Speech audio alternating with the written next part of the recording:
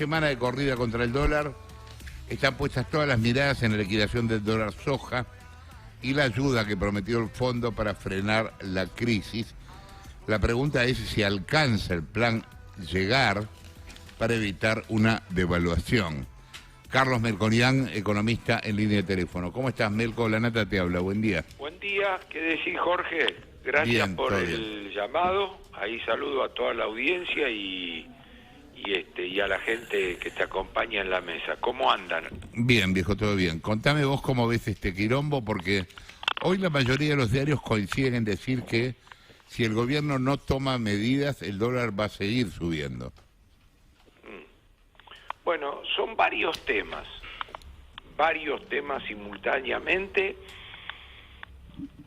acotándolos siempre de buena fe, con la mejor buena leche, a una situación complicada y de mala praxis que ya venía.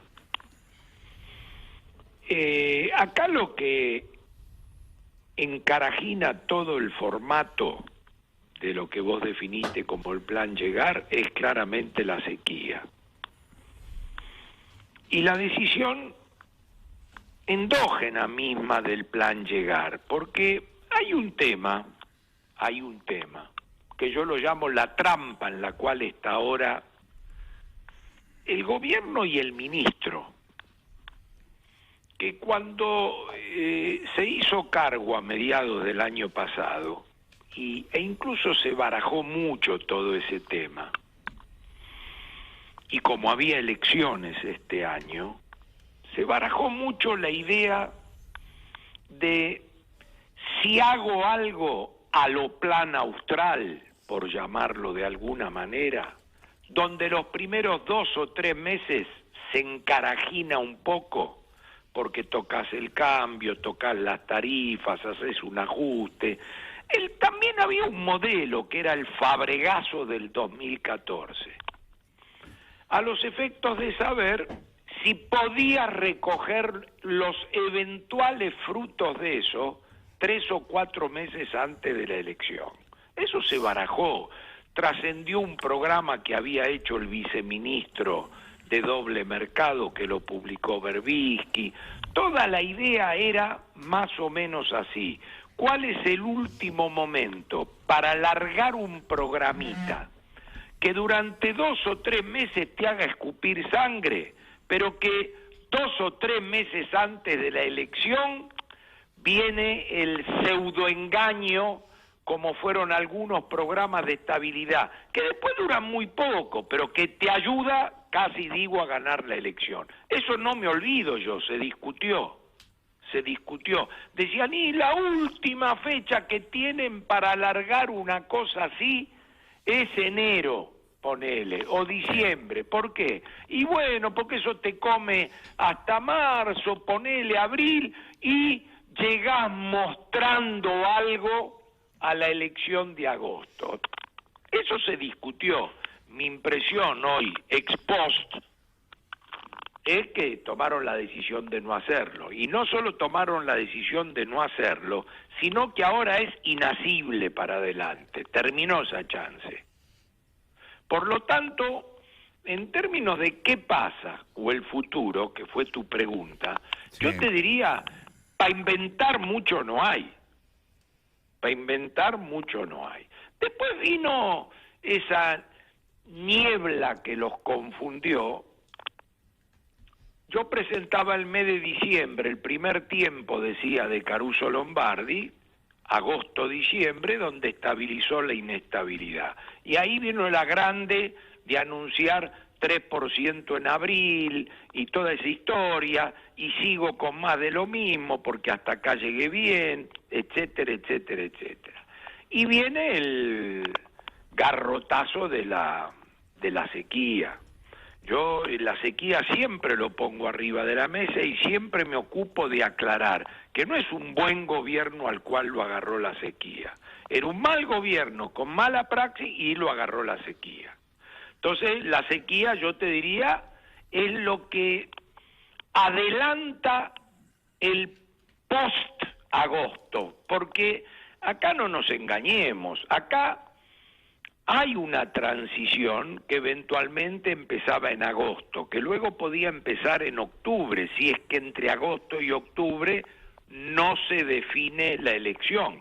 Porque si agosto no define nada, este calvario continúa hasta octubre, en términos de expectativa, de qué pasa y demás. Bueno, todo eso que estaba abierto a ocurrir se adelantó y vino ahora. ¿Qué lo adelantó? La sequía.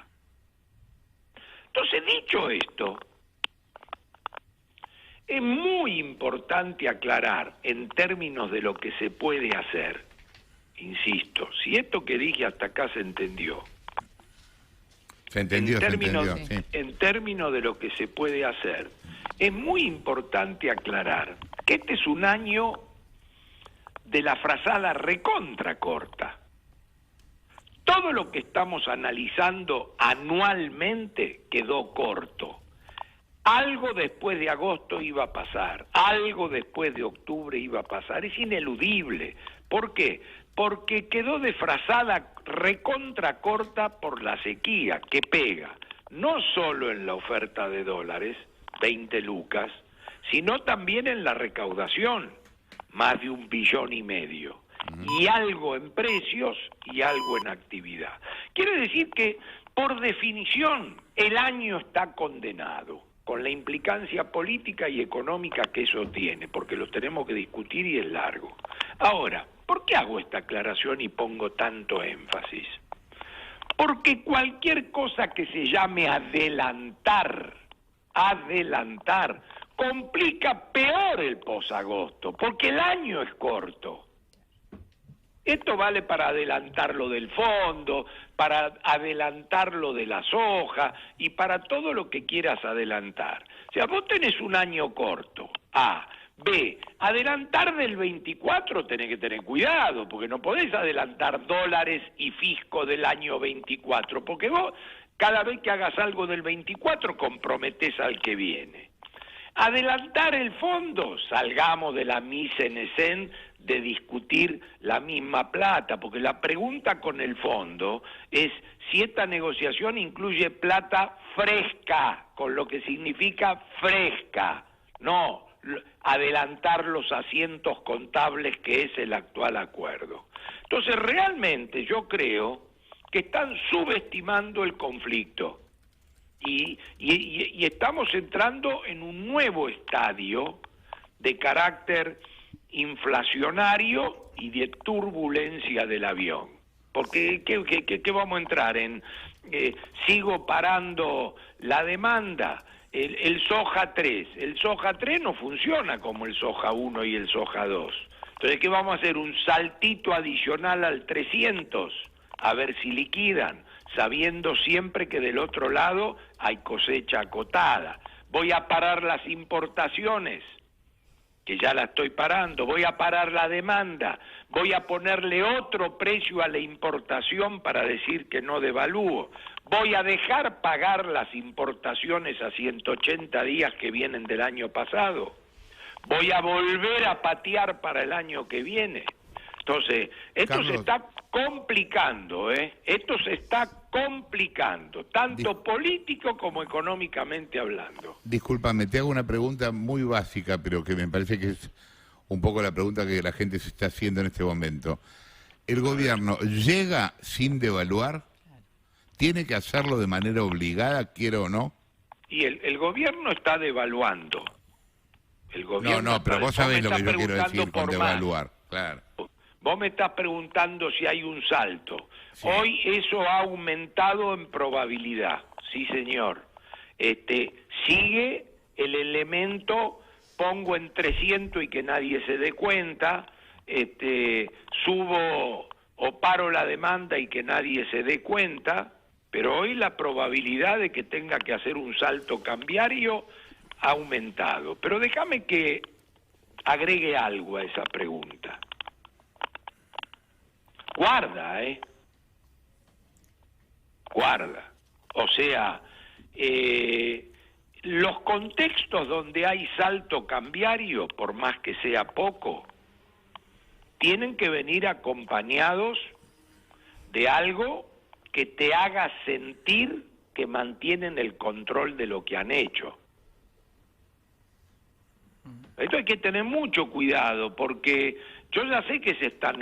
Primero, para el salto devaluatorio hay que saber si reconstituyen mínimamente, no voy a usar la palabra el poder político, pero las autoridades políticas tienen que saber que renunciar a ser candidato no es renunciar a gobernar. Que decidir si vas a ser candidato no es dejar de ser ministro. Y que el apoyo puede ser silencioso, pero en algún momento lo tenés que hacer explícito. He pasado por una definición respecto a lo que yo considero siguen siendo las 3 cabezas de este gobierno. Entonces, más vale que la decisión de modificar lo cambiario para descongestionar salga de una decisión conjunta y no quede a la deriva A, para que lo haga el mercado, o B, para que lo hagas sin las barreras de contención suficientes. Es decir, seguir con la nominalidad fiscal en la que estás, porque acá no nos engañemos, acá no hay ajuste fiscal nominal. Acá lo que hay es que el gasto público sigue subiendo, pero como la inflación es 100, lo licúa, y que necesita cada vez 10 puntos, 20 puntos más de inflación para que siga licuando. Entonces yo te diría, hoy se ha complicado el escenario político y económico, y para tu pregunta, la que vos llamás básica, que no es tan básica, es que sí ha aumentado la probabilidad de modificación del tipo de cambio oficial, llámese salto. Sí, ha aumentado. Ok. Cecilia. Carlos, ¿cómo estás? Cecilia Buflet te saluda. ¿Qué haces, Cecilia? Quizás es obvio, pero sería bueno que nos lo expliques vos. Si hay aumento de probabilidad del salto de tipo de cambio, ¿para vos también hay un aumento del riesgo de una espiralización de la inflación?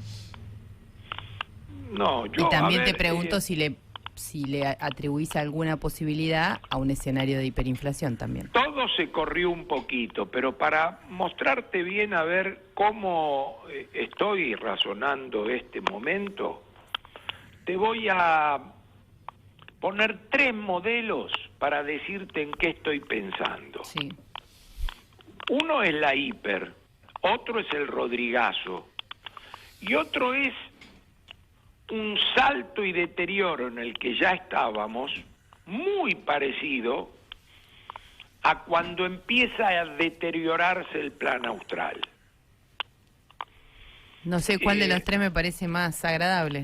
Ahí, bueno, justamente, vas a ver que vas a sentir más agradable el tercero, porque la hiper no es para nada agradable. Y yo quiero alertar una vez más a todos aquellos que creen que después de una hiper la cosa se limpia y entras tranquilo. No creo en eso, y menos sin autoridad política, y menos en el medio de elecciones, y menos sin saber cómo se definen las elecciones.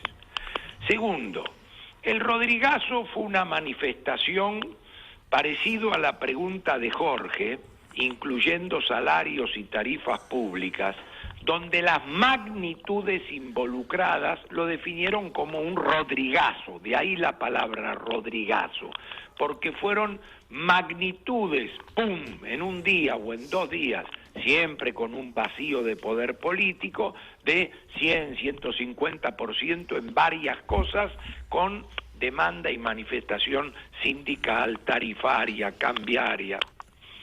Y la salida del plan austral, a la cual todavía tengo que compatibilizar con la respuesta, es algo que va desde pasado la mitad de 1987 hasta la aparición del plan Primavera, que fue una suerte de respuesta electoral al deterioro, que más vale que este gobierno no se meta en esas aventuras. Empieza a generarse un salto adicional de la tasa de inflación. ¿Por qué? Bueno, porque no podés dejar atrasar al cambio, porque lo tocas un poquito más, porque necesitas licuar, porque hay más inflación, porque patatín, patatín, patatín, patatero. Y la verdad es que ya estamos en un salto, no solo no viene el 3 en abril, sino que lo que era 5, 5 y pico es 7 ahora. Cualquier cosita estás en los 2 dígitos. Y tampoco dejo de lado, agrego a la pregunta de Jorge sobre el salto cambiario, que pueda haber algún mes de 2 dígitos bajos.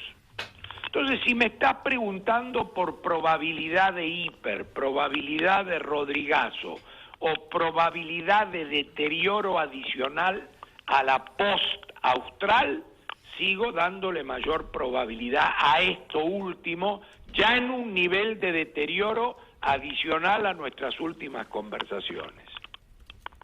Jessica. Sí, ¿qué tal, Melco? Jessica, vos y soy. Te escuchaba Jessica, bien. ¿Se entendió lo de Sí, recién? sí. Se entendió, sí. Dale. Sí, se entendió. Me quedé pensando que antes hablabas de año corto, y yo lo veo al revés, lo veo como un año largo, que puede haber 4 gobiernos. ¿En qué digo 4 gobiernos? De acá hasta el 24 de junio, el cierre de listas va a ser una cosa. Después hasta agosto, otra, depende de quiénes sean los candidatos. De agosto hasta octubre, que se defina la elección, o hasta noviembre va a ser otro, y después ya diciembre, lo que uno ve es que va a haber un cambio de gobierno. ¿Qué mes ves vos, o si ves un proceso de muy alta inestabilidad económica y política? Porque la verdad es que dependiendo de cómo vaya en cada una de las fechas que acabo de mencionar, tenés un país o tenés otro país. ¿Cómo eso va a golpear a la economía? Bueno. Y si vos particularmente te preocupa algún mes en particular. Bueno, primero tengo que empezar a responderte diciendo que me expresé mal o me entendiste mal, porque coincido plenamente con lo que acabas de decir. Yo llamé año corto o corta la frazada a las magnitudes económicas. Corto lo llamé a... Vos tenés 20 lucas menos de exportaciones. Exportaste 90 y vas a exportar 70. Y es un año corto. Vos tenés 1,5 billones menos de pesos. Es un año corto. Corto... me referí mal, quise decir, ya el año, para definir el año te faltan dólares, para definir el año te faltan pesos, para definir el año tenés más inflación. Entonces yo te decía, tené cuidado si querés traer o adelantar dólares, traer o adelantar pesos, porque el año es corto en magnitudes económicas, en eso quise decir corto. Ahora, no sé, perdona, ¿te puedo hacer un esto, punto ahí que sí, tengo una duda? ¿No se hizo esto el año pasado, adelantando, digamos, el 2023 para el 2022, para llegar? Sí, pero con 2 diferencias.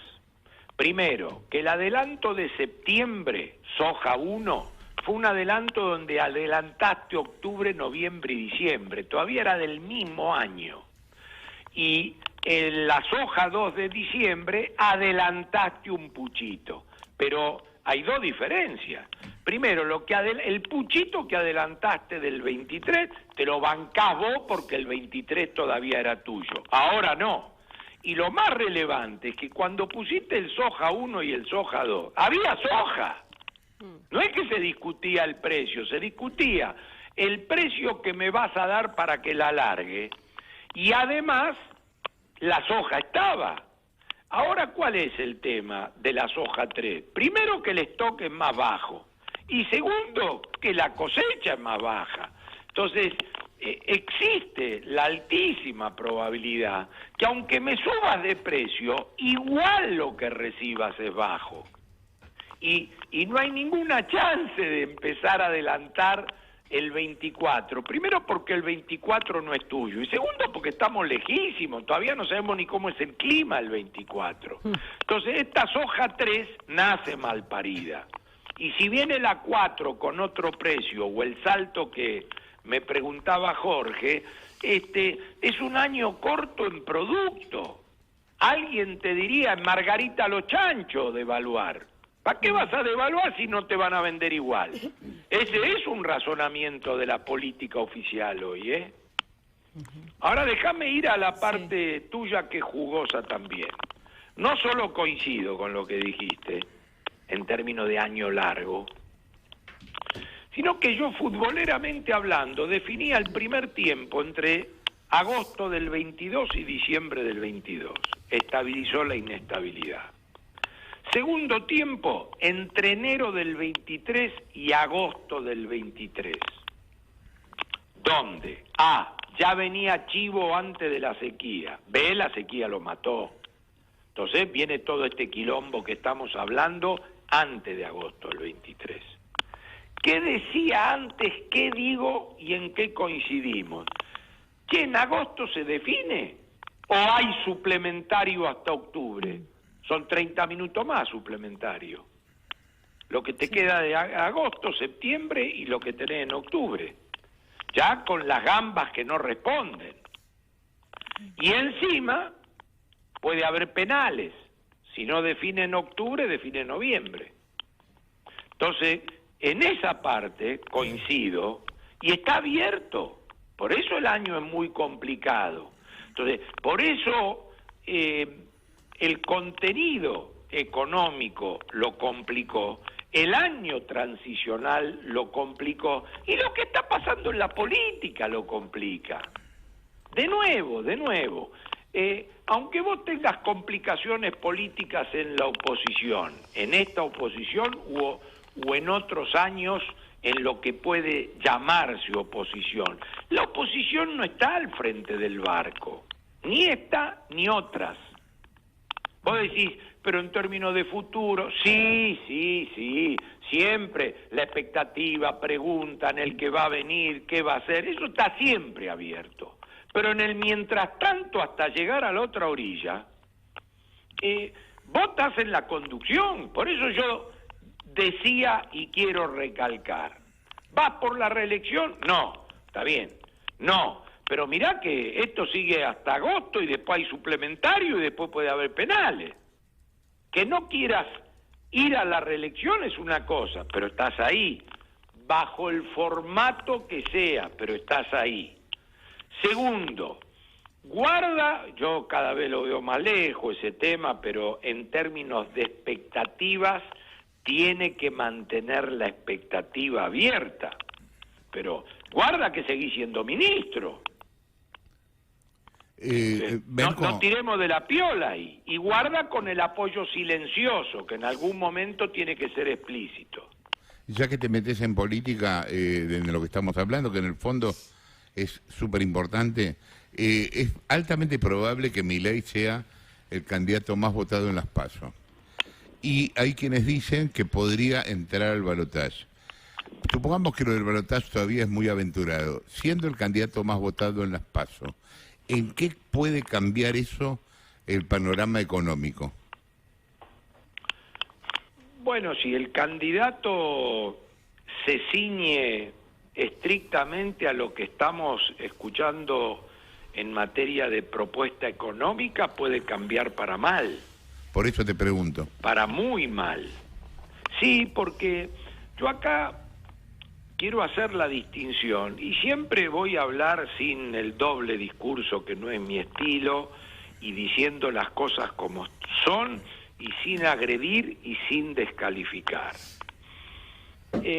La aparición, vamos a llamarlo Milei, porque se llama Milei y porque tiene nombre y apellido y porque no hay dos, hay uno y es él, pero lo que en el mundo se ha dado en llamar el antisistema o el ponerse en contra de la habitualidad en materia política, etcétera, etcétera, etcétera, por supuesto excluyo las formas, excluyo la agresión, excluyo la descalificación, porque a mí me gusta la vehemencia y la pasión y la convicción, pero no la agresión. No la justifico. Pero la aparición de este tipo de cosas, por lo menos acá en la Argentina, porque después no podemos decir esto es el símil de lo que pasó acá, este es el símil de lo que pasó, porque yo creo que hay un punto donde él se enfoca, que es una demanda de oxigenación social.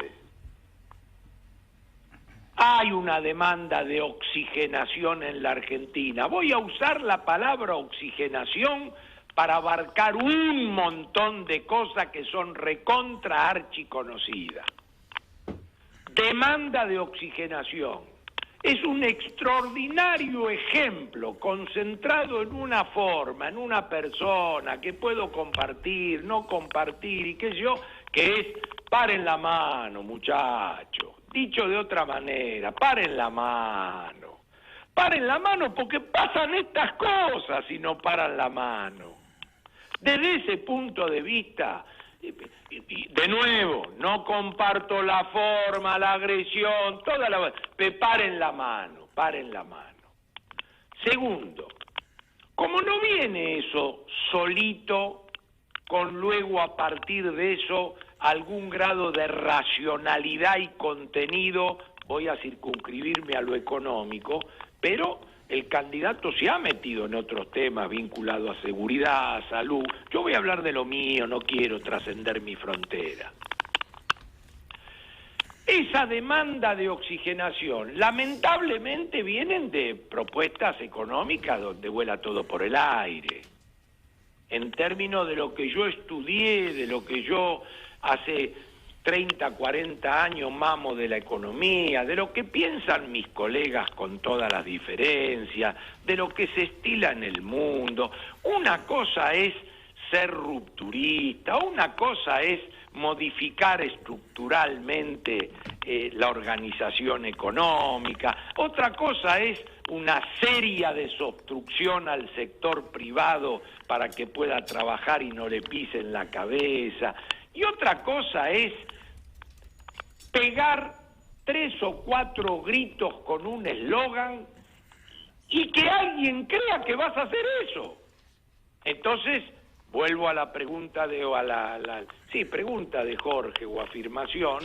Sí, es muy complicado si eso pasa, porque porque después tenés que esperar que llegue, se afeite la patilla, viaje a Estados Unidos, diga que si decía lo que iba a hacer, no, ¿me entendés? Otra vez con esa historia. Basta de necesitar un reme, de afeitarse la patilla y de toda esa joda, porque si voy a decir lo que hago. Entonces, lo he pintado, creo, de cuerpo entero, en términos de me compro la demanda de oxigenación, viene en un paquete donde el otro pedazo es pa' quilombo. ¿Se entendió? Se entendió. Cecilia. Perfecto. Melco, en el medio, Massa esta semana, un poco lo que hace trascender es que puede conseguir ese adelanto de plata del fondo, que son unos 12.600 millones, con 2 desembolsos en junio, en septiembre. Le ponen mucho detalle a la difusión de la versión que lo hace creíble. Ahora, lo que yo te quiero preguntar es, ¿cuán viable es que el fondo, a esta altura de las circunstancias, le dé una ayuda al gobierno sin un aval de la oposición, del resto de los espacios políticos y demás? ¿Cuánto puede adelantarle la guita del 2024 al gobierno sin tener el permiso, de alguna manera, del que puede ser el próximo gobierno? Mirá, podemos hablarlo el tema, no le voy a escapar al bulto, pero déjame que te diga algo para aclarar, mientras lo digo, aclararme y compartirlo con la audiencia. Adelantamiento es irrelevante. Adelantamiento de derechos especiales de giro es irrelevante. Lo máximo que podés discutir es, che, vos se lo estás adelantando para que te lo deje en la vitrina, de manera tal de que cuando vengan los pagos a cientos contables del año que viene, yo use esto que le adelantaste. Esa es la única pregunta inocente que casi tengo.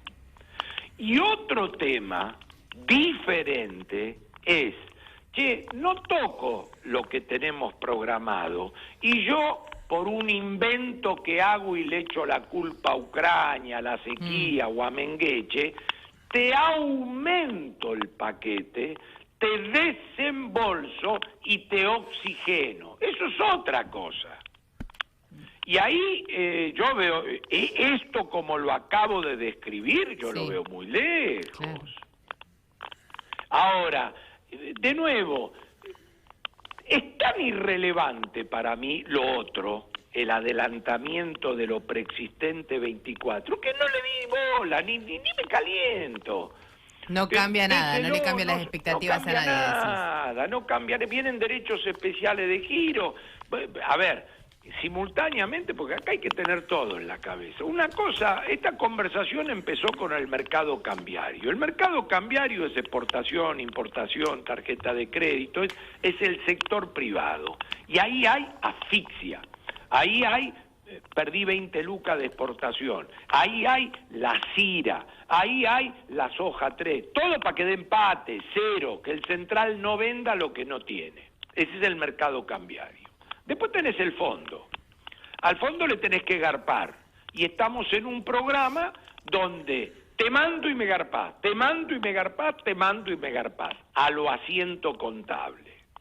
Ahora después hay otra cosa, además de todo esto, que son unos 3.000, 4.000 palos que el taxi mensual viene, que es el Banco Mundial, el BID, la refinanciación del Club de París, que eso, ¿cómo se ha ido solventando? Bueno, se movió Massa. Sacó, cuando te dicen 400 palos para Alcantarilla y la bola Alcantarilla, 300 palos, eso va al Banco Central y lo usa, ahí sí entra la plata, pero se usa para pagarle al propio tipo que lo prestó para que dé empate. Vos me decís, ¿esta última parte del 2023 está resuelta? No todavía. Va, viene, trae 300, trae 400. ¿Cuánto quedó? Nada, porque se va para pagarle a ellos. Es una suerte de lo que pasa con el fondo, pero no adquiere el formato de asiento contable, no es un programa, no está enganchado, pero tenés que ir a buscar todos los meses algo. Vos me decís, si el fondo adelanta, estos organismos les reciben derechos especiales de giro, que incluso podés vender, para que luego en la dinámica, cuando ellos devuelvan, te quedás con los dólares y le pagaste con derecho. Irrelevante. A ver, el ministro de Economía, que planifica un año vista y que tiene un secretario de Finanzas, le da la tarea a ese secretario de Finanzas. El quilombo es tan grande que acá aparece el ministro en la vidriera de esto. Pero estas cosas que estamos discutiendo las maneja un secretario de Finanzas. Ahora, ¿qué ocurre para darle sentido entonces a lo que te quiero responder? ¿Qué estamos discutiendo con el fondo? El desvío de la meta. ¿Y que te van a dar el waiver? ¿Y lo van a aprobar? Es irrelevante. ¿Vos te crees que el aumento de la inflación, que estaba programado 60 y se fue a 100, y el fondo corriendo de atrás te permite 90, ¿vos te crees que la inflación le pidió permiso al fondo? Y si ahora la inflación es 120, ¿vos te crees que le va a pedir permiso al fondo? Y cae la recaudación por la sequía y los impuestos a la exportación. Y vas a emitir, anotalo, van a emitir moneda para cubrir ese agujero. Si no, no pagan. ¿Vos te crees que esa emisión le va a pedir permiso al fondo? Entonces, las 20 lucas de la pérdida de dólares con el campo y la sequía, ¿vos te crees que la lluvia o la seca le va a pedir permiso al fondo? Entonces, cuando dicen el fondo aceptó los desvíos, corriendo 200 metros atrás.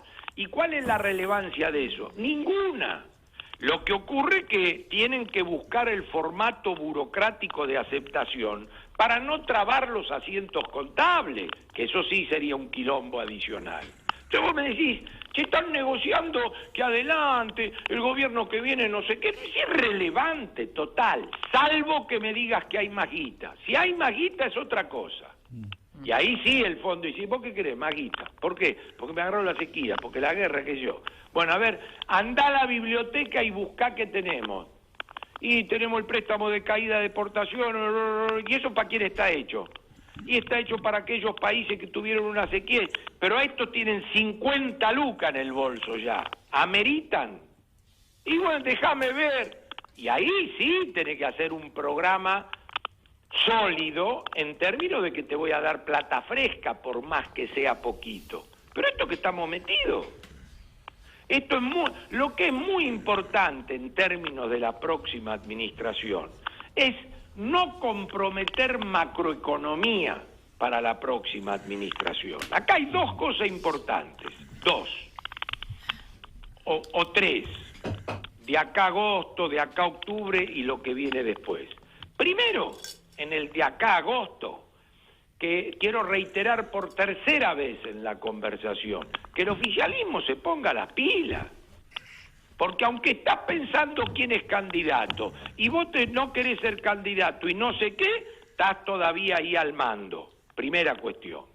Segunda cuestión, en términos de lo que debe mirar la oposición o quien pueda hacer gobierno y la colaboración o el espíritu colaborativo que debe reinar en la segunda parte del año, es no me jodan con los números del año que viene. Por ejemplo, cuando ya pasó desapercibido, pero se tomó esa decisión de que el 20% adicional al IVA que se tomaban algunas compañías importadoras antes como crédito fiscal y por 9 meses no te lo podés tomar y después sí lo descargás. Me jodés a mí, viejo, que vengo atrás tuyo.